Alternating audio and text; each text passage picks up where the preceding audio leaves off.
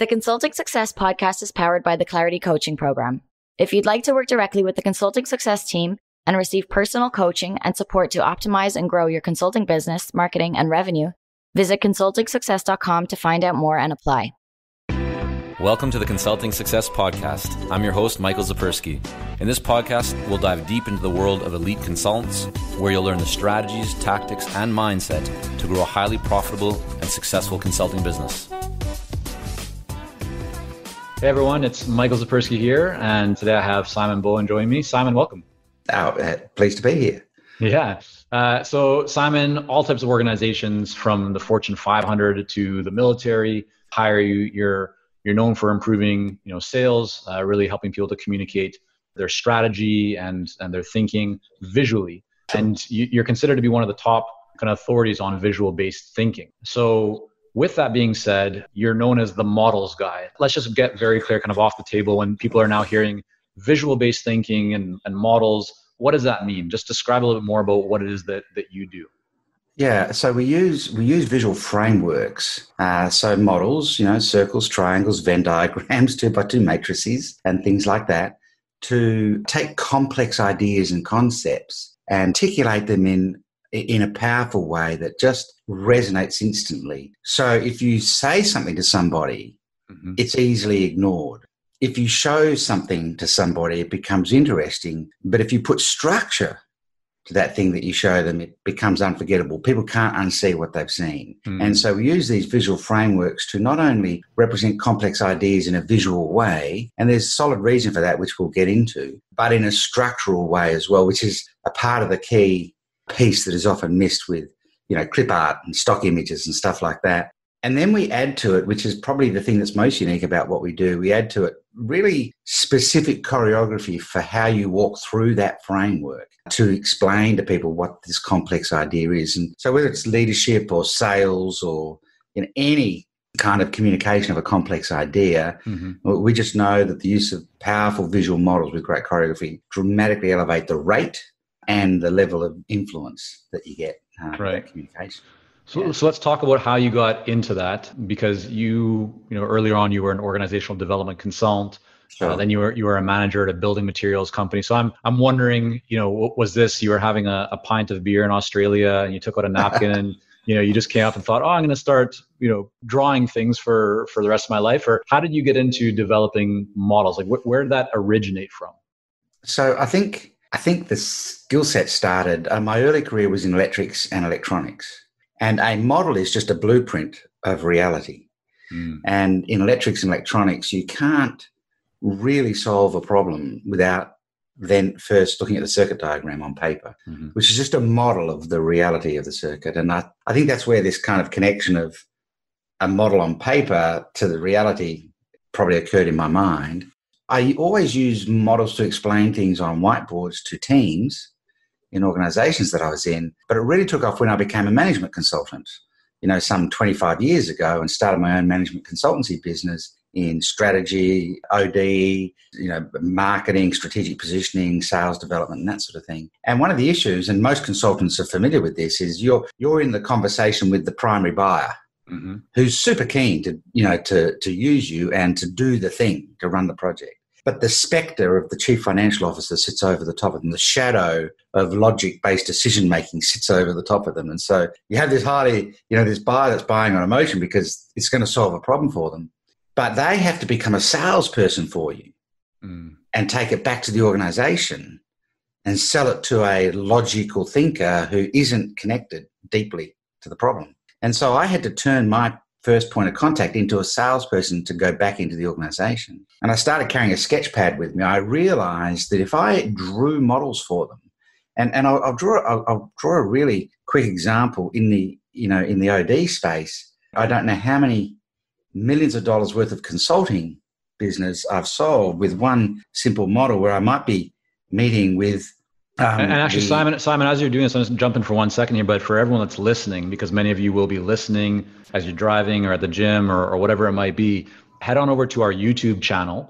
Just go to YouTube, type in Consulting Success, pull up our channel, because we're recording the actual visual of Simon and I here. And so you're going to be able to see Simon's screen. And this is one interview that I would highly recommend that you go over to YouTube, and check out. Make sure to hit subscribe while you're there so you get notified about new interviews and videos when we post them. But Simon's going to now share his screen. He already is. And we had a great conversation prior to this one. And this is a real sight to be seen, everyone. So now, Simon, the pressure is on you. Let's get into it. Okay. So I would, I'd be having a meeting with a manager or an executive at a company, and it might be about their team. Let's say a sales director, and they're talking about their sales team. And so at some point in the meeting, I'd sit down and say, so listen, if we think about how your sales team show up every day, there's two dimensions on this. There's the logical dimension, so vertical, on a 2x2 matrix, where you've got certain people who are really good at what they do. They can do the job and they can do it really well. And you've got people that are not good at what you need them to do. Two ends of a continuum in terms of logical scale, how they show up, their ability, basically. On the other scale, we have emotion. We have people that are showing up in your sales team and they're selling out of fear. And by that, I mean, if I don't hit my numbers, I won't get the bonus. If I don't hit my numbers, I might get the sack. And then there are people that are selling out of desire. They're probably thinking, hey, this is a fantastic product. I believe in it. I really want to put it in the hands of the customer. I love the company I work for, so on and so forth. And so if we look at bottom left quadrant, where it's a combination of they're not too good at what they do and they're selling out of fear, you've really got someone sitting down there who's a prisoner. And, prisoners are interesting because they, if you release someone from prison, they'll often reoffend to get back in again. And, prisoners are just there killing time, basically. If you look at somebody who's really good at what they do, they're selling out of fear. They're selling because if I don't get the sale, I might get my bonus, or I might not, I might lose my job. These people are conscripts. So top left quadrant, really good at what they do, but still fear-based. And conscripts put on the uniform and fight the battle.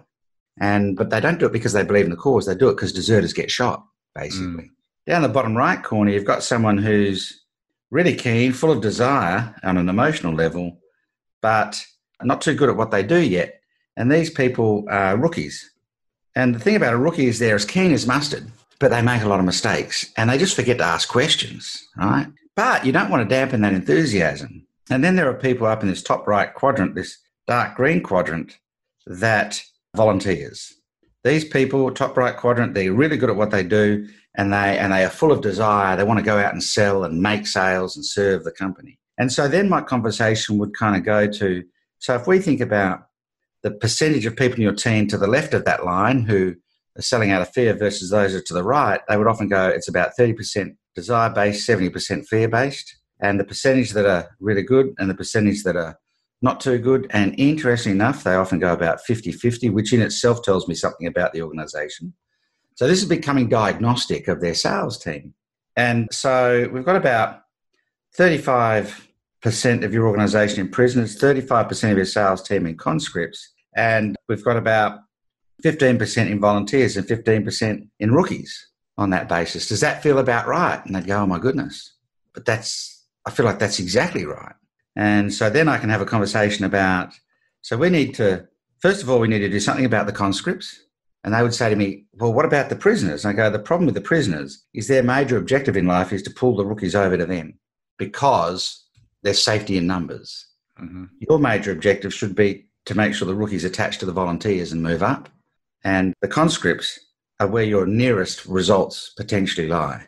Mm-hmm. So why don't we run a project to change those numbers and push as many people as we can into the volunteer quadrant? Would that be a reasonable objective? And in a heartbeat, they've just seen the whole outcome laid out in front of them in a really powerful way.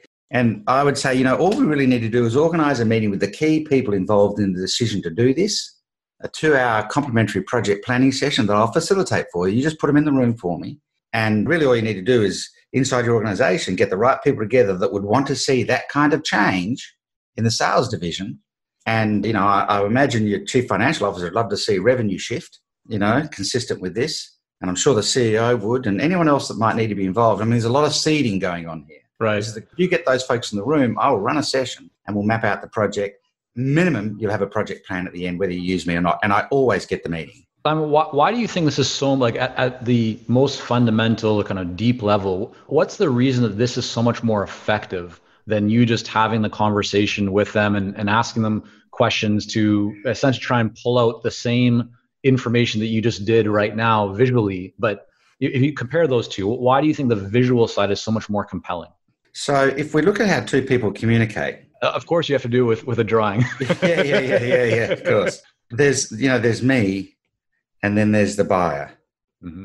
And in a voice only, audio only communication, language is the most abstract concept we have, right? And words have to be perceived. That we hear them, and then we have to perceive what is meant by them and figure out our understanding. And we're not really figuring out an accurate understanding. We're figuring out our own understanding of it. Pictures are just received. We see it, we get it.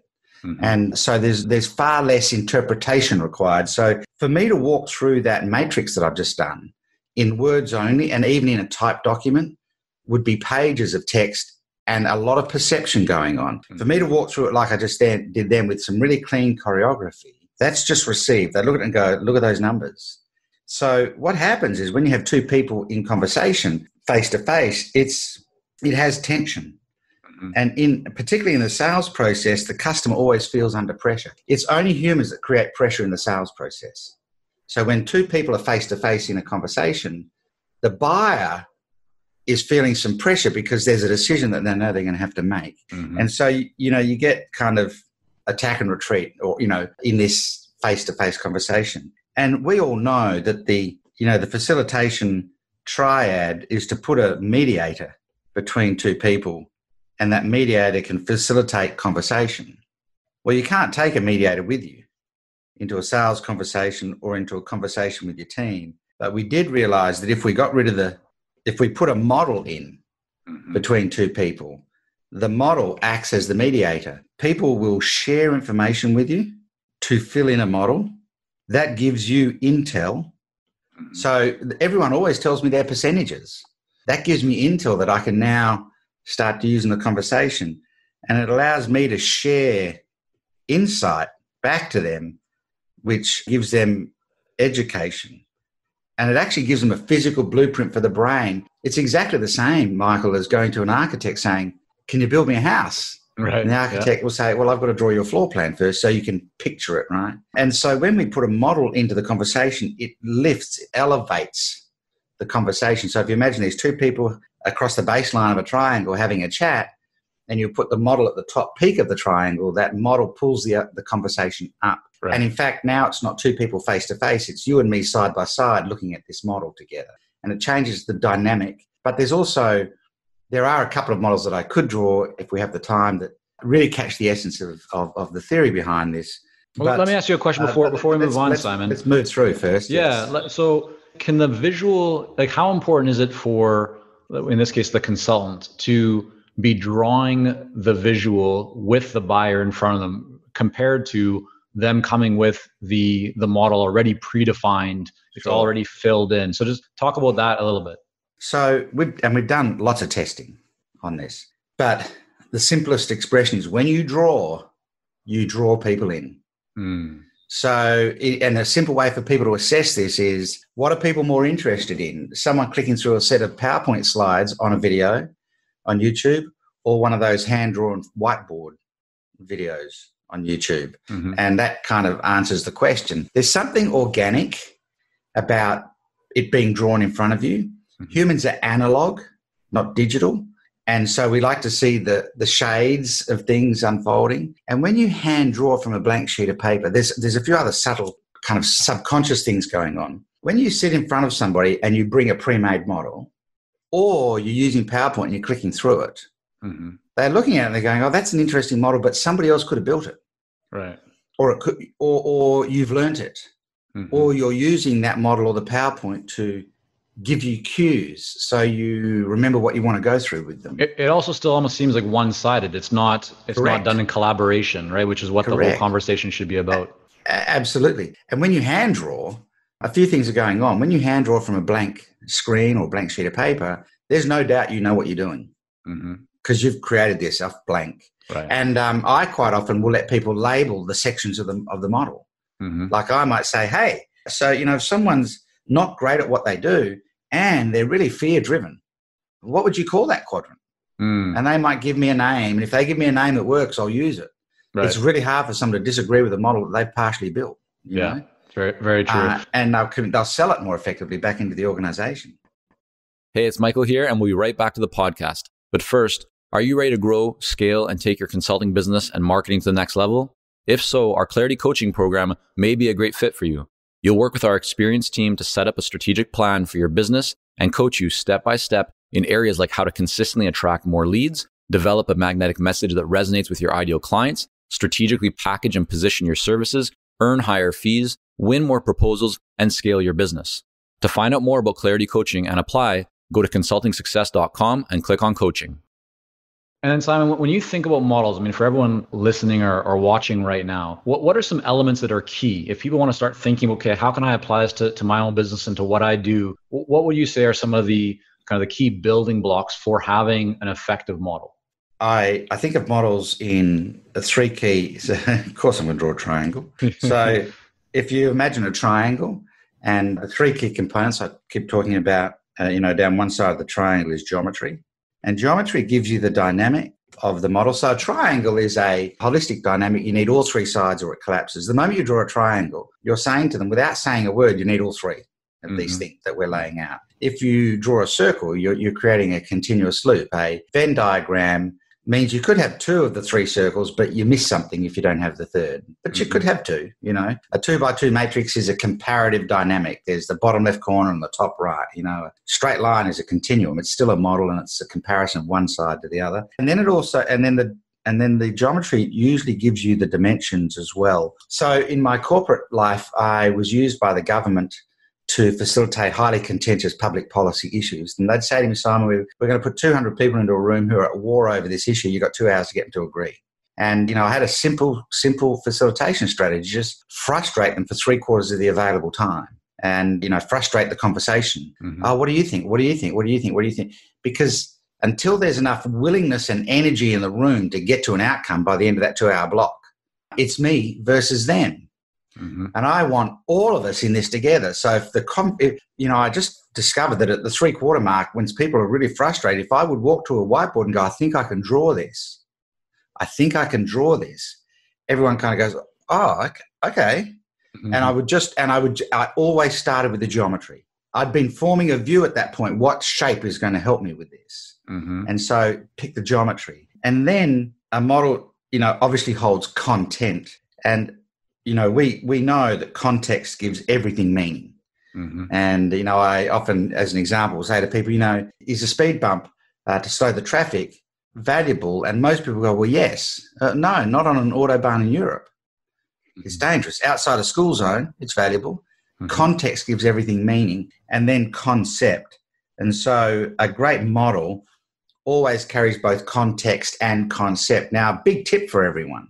The number one thing that gets lost in the sale first, every single time, is context. Okay. What do you mean by that specifically? Why this is critical, right? So if we think about levels, just imagine a vertical column of levels. Mm-hmm. And the highest level is context. Why do we need to do this, right?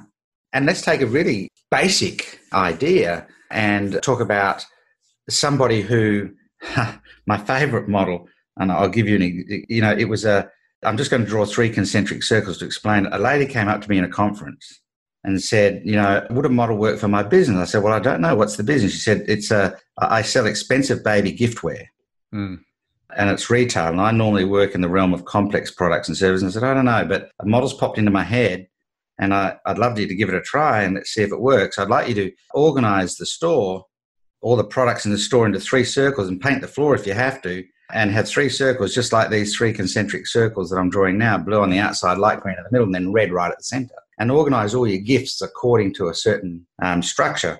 Because what's the first question a customer asks when they come into the store? And the question is, I've got to go to a christening. Do you have any suggestions for a gift I could buy?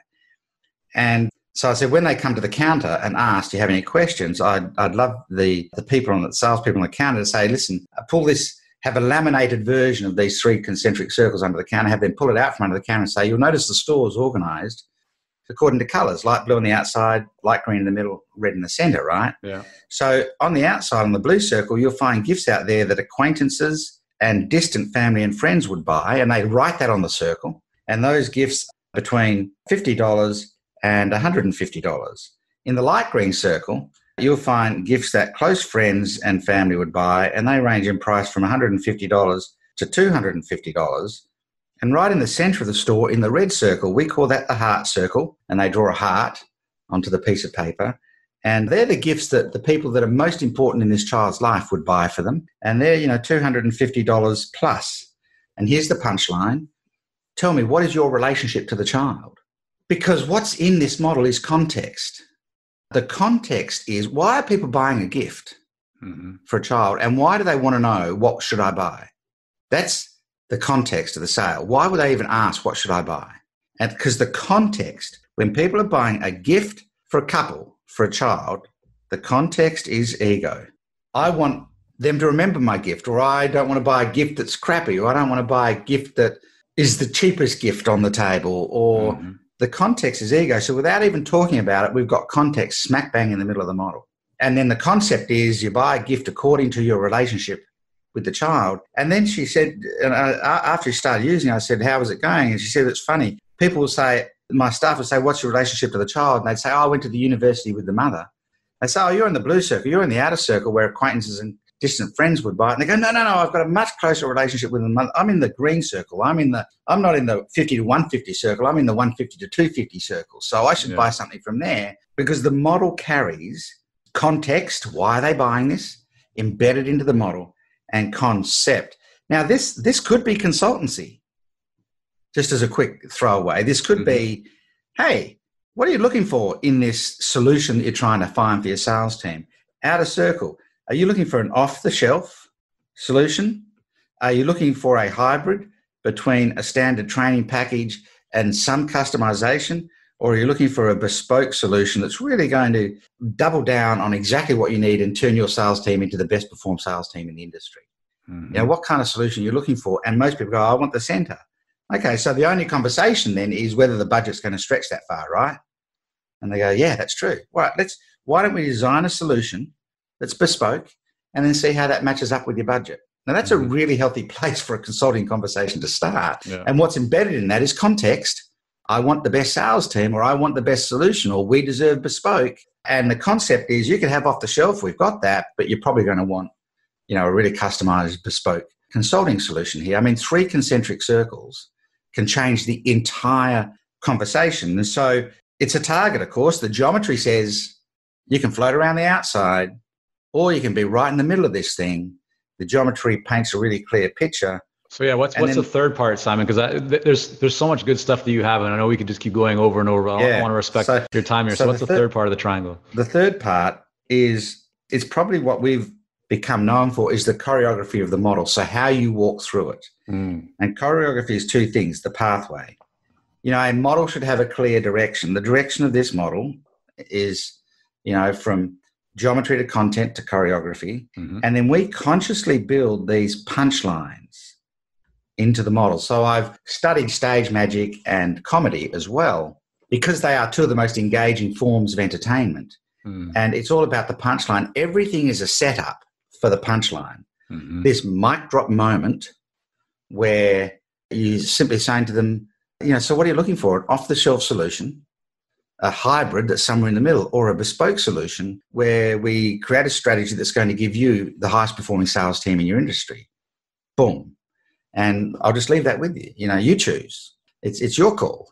Tell me, what's the relationship with the child? Mic drop, And so it's that a punchline moment is this complete shift of paradigm that instantly highlights this blind spot the person's had, or this kind of unseen but obvious thing once it's shown, and once exposed, it can't be forgotten. And so we work really hard at thinking about how we walk through a visual framework. And in the sales process itself, we've created an entire sales system with models. So both, a really kind of robust process with models placed all the way through. And so we have a set of models that we know work and are tested. The flagship model, which we spoke about on our last call, is the genius model. Sitting between vision and mission and delivery is organizational genius. And we can capture the genius of an entire organization in one framework that takes about 7 to 11 minutes to walk through. And so we've got people selling, $100, $200 million ship construction and people selling a $2,000 advisory service off a genius model. The thinking needs to go into the model beforehand. Right. And that allows you to be really adaptable in the choreography. It's pre-thought. So Simon, we're going to make sure that people can learn more about, your company, and there's a lot of stuff they can dive into. I want to take us back to your story a little bit here. Yeah. So once you started to build this out, you went from running your own consulting business to really kind of doubling down and focusing on the models method and your company right now, which is what you do exclusively, right, with different types of businesses, really helping them to develop these models, the choreography and all that. How did you go about getting clients for that business? And maybe even more specifically, what are you doing today? When we spoke before, speaking was a big part of how you got clients. Obviously, with everything happening right now, you're not traveling as much as you typically would. So just walk kind of everyone through what has been working best for you from a lead generation perspective and in terms of bringing new people into your world to learn about your offering? Yeah. So we're discovering that we're a bit of an anomaly. I don't use any paid advertising. We use LinkedIn really, really actively, and not the private messaging, but posts specifically. Right. I post every Monday, Wednesday, Friday morning. Okay. And you posting, your team helps with that, or how does that approach work? Well, I will have created the post. Okay. My team will help with that, but I create the post. I draft a whole series of comments that would be appropriate for the post that members of the team can use. So if I'm tied up on something, then the members of the team can also post to that. We'll typically put that post into Facebook on the same day, and we use our list really proactively. We communicate with our list every week. Yeah. But it's a good question. Is it me or is it the team? So two things are really working. One is the models themselves. So I don't put any content out that doesn't have a visual component to it. And if I'm doing the post last minute, it might be stock image that I'll put a quote over the top of. But for the most part, I draw a little model. And I really thought long and hard about how I'd create video content. And so I built a glass board so that I can draw the model in the air in front of me. And when people go to my website, they'll see a bunch of those videos. And that I've become known for that type of video. So I'm standing in front of camera, drawing a model in the air in front of me, speaking to it. And people are just captivated by it. Now, we regularly get comments from people that it's one of the best videos that they view on, one of the best video formats they view on LinkedIn, typically.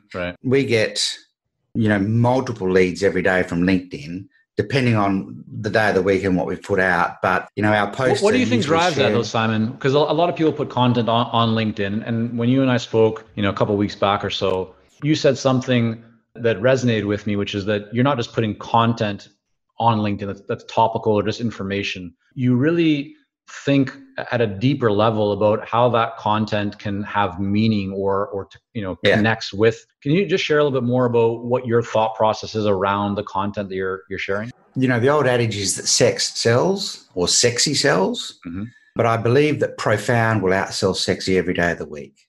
That what will? Say it again? Profound. Profound, okay. Profound wisdom will outsell sexy every day of the week. And people know when they've bumped into profound wisdom. Even Friday nights, you're thinking? Pardon? Even Friday nights, possibly. I don't know about it. Actually, no one's ever asked me that before, so that's interesting. I'll have to give that some thought. I consciously think about an issue and then try and drop 2 levels down into a profound level of understanding. In my mind, I've got this thing. I want to go 2 levels down into profound, deeper than everybody else. And then I think about what's a model that would explain that. Can you actually give us a quick example of that? And I'm sorry to jump in, but I really want to extract the genius from within you to the benefit of everyone listening. And maybe an example of what would be the typical level that someone would be at in terms of one of your posts and where you could have just stopped, but instead you went deeper to that profound level. Yeah. So I did a post just a while ago where I was talking about this idea of, business. So if I just draw a circle and divide it into 2, so one half on the left-hand side, one half on the right-hand side, where I was talking about business is really 2 things, We sell stuff to people and then we deliver stuff to people. Mm-hmm. And, the money is paid on the exchange from sell to delivery. And if you think about how people deliver to customers, there's kind of three levels that a customer will typically experience. Unfortunately, at the lowest level, people might be disappointed by their experience of the company in terms of being delivered to. Most are going to have delivered what was promised. So it's just delivered. Nothing spectacular, but it's just delivered. And people are in the market today talking about you need to delight the customer. Now, that's kind of level one in terms of thinking. I would then go on and say, but, in my mind, those three levels are still below what I call the I should hope so line. The I should hope so line is the customer saying, well, I should hope so. That's not special. So if you say, hey, we delight the customer, well, I should hope so. For goodness sake, there's a level above delight. And that level is when we defend the customer. That's level 2 in terms of profound. But what we specifically must defend about the customer is their dignity. The customer should never be made to feel less important or less respected or less dignified as a result of anything we've done to them if we are the company delivering to them. The moment the customer knows you will defend their dignity at all costs, even when they're in the wrong, that customer becomes a loyal referrer for life. So on the sales side, the same thing plays out. If the service side's about defending the customer, what is the sales side about? So on the sales side, a lot of people resort to, 70s style pressure-based foot in the door selling. And that's not working anymore today. You can't use pressure to sell to somebody who's already under pressure with a problem. That's level 1. I want to go to level 2 now. So, a lot of people then will move from pressure-based selling and they'll move into consultative selling. Where we get into a conversation with a customer and find out what they want and, work out how we can work with them and help them. And that's okay too, but that also falls below the I should hope so line. I should hope you'd consult with me and work with me. In Australia, we say, I should bloody hope so, So what's above that? What's the highest value of your sales process? And the highest value that I can think of for a sales process is buyer safety. If a customer feels safe with you all the way through the sales process, and the only time a customer doesn't feel safe is when they're interacting with a human. That's when they feel under pressure. But if a customer feels safe with you and your company all the way through the sales process, they're more likely to buy from you.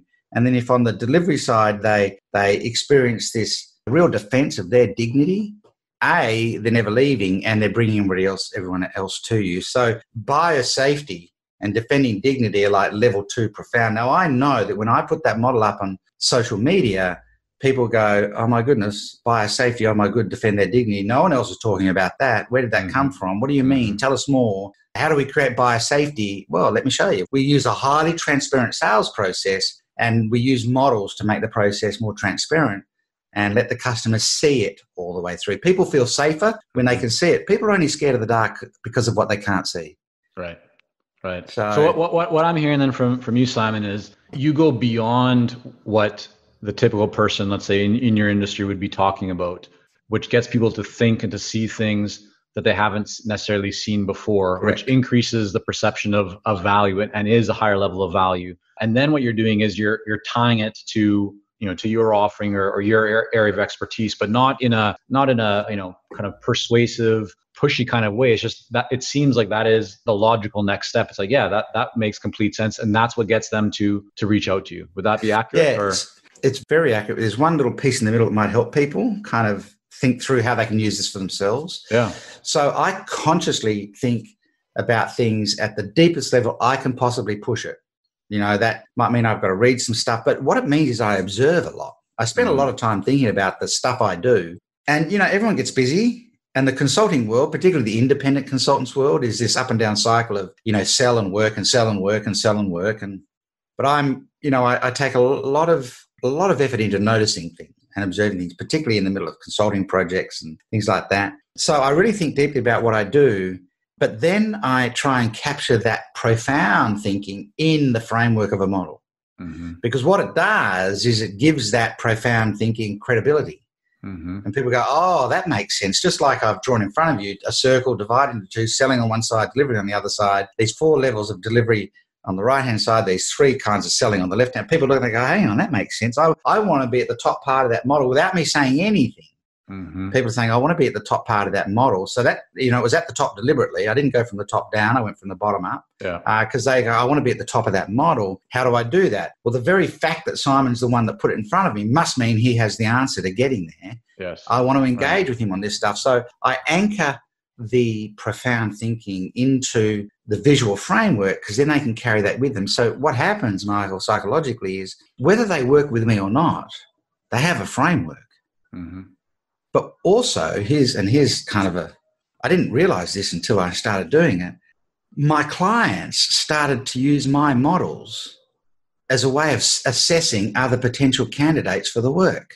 And so in this case, my clients will be saying, so how do you build biosafety into your sales processes that you teach? And other people are going, what do you mean biosafety? We need to get the conversion and close the deal and blah, blah, blah. And they're going, yeah, no, kind of, we want our customers to feel safe in the process with us. So how's that built into your sales process? And I'm very involved in our marketing and our selling. I think a part of the problem with automation is it's actually removed a level of safety for people, because they aren't dealing with the thought, the person who's kind of initiated the thought or the product or the service. They can't meet who they're going to be dealing with. So I take that thinking. It's exactly like you said.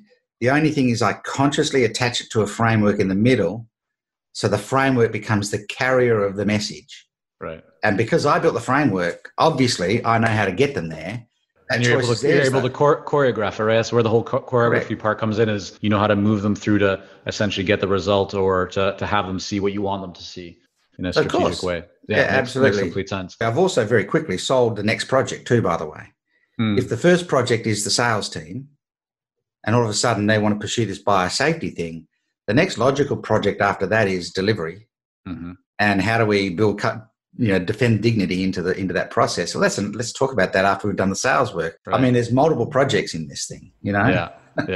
Beautiful. Well, Simon, let's make sure that people can find out where they can learn more about you and your work and see some of this. So just go ahead and tell us what's the best place. There we go. It's up on the screen. So createmymodels.com/EOI. Is that correct? Correct. So that's a gift that people can grab a hold of. So, price is something that a lot of people struggle with, and particularly consultants. And I've lived in that world for a quarter of a century, so I know the world well. And I've been using the bell curve, just the simple bell curve, to completely reposition on price really early in projects, and actually have the client eliminate lowest price as an option for themselves as a part of the scoping conversation using a bell curve. And so if people go to createmymodels.com/EOI as in expression of interest, they can get a video of me walking through the bell curve with the choreography and a little 7-point checklist, so that they can set up the bell curve for themselves to use in their own sales conversations, just to take lowest price off the table. It will take lowest price off the table instantly, based on the customer's ego saying to them, well, we want a better solution than cheap, The other place people can go to, and they can see some of the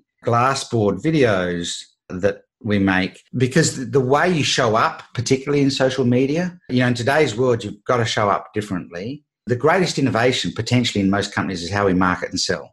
And if they go to modelsmethod.com, there's also a useful download on the homepage, but there's a bunch of quick videos on there where they can see that Glassboard in action and get a bunch of other models, a value model and that sort of thing on the website as well. And of course, if people want to reach out to us from the website, they can, and we can let them know more about what we do as well. Yeah. Wonderful. Simon, thank you again so much for coming on. As always, I always enjoy these conversations, and it's just a really fresh perspective that I think many people are not familiar with. And so definitely want to encourage everyone to check this out, learn more about Simon and his work. So again, Simon, thanks so much. Oh, it's a pleasure, Michael. It was lovely spending the time with you. I've actually followed your stuff for a while. So thank you. It was, and I appreciate what you're doing, and particularly for an industry that's important to both our hearts, I'm sure. So I'm thrilled to actually have been able to help in this way. Wonderful. Thanks so much, Simon. While we work with a lot of seasoned and experienced consultants here at Consulting Success, I'm often contacted by new early stage consultants. Invariably, the question I'm asked is, what are the steps I should take to become a successful consultant and grow my consulting business to my first 6 figures per year? Well, I'm excited to announce that we've opened the doors for our Momentum program. This is our most popular program for early stage consultants, and it has helped almost 1,000 consultants to start, run, and grow successful consulting businesses. It gives you the step-by-step plan to help you with your messaging, your fees, and pricing strategies, how to win more proposals, how to go to market more effectively, developing a marketing system to generate leads consistently, and so much more. And right now, until September the 19th, you can sign up for Momentum and get 50% off the regular price by going to consultingsuccess.com/audio. That's consultingsuccess.com/audio, AUDIO. Only 100 spots are available to join Momentum and get 50% off. This deal is only available until September the 19th or until all 100 spots are gone. We won't be opening up new spots in this program for several months, so don't wait. Go to consultingsuccess.com/audio. That's consultingsuccess.com/audio, AUDIO.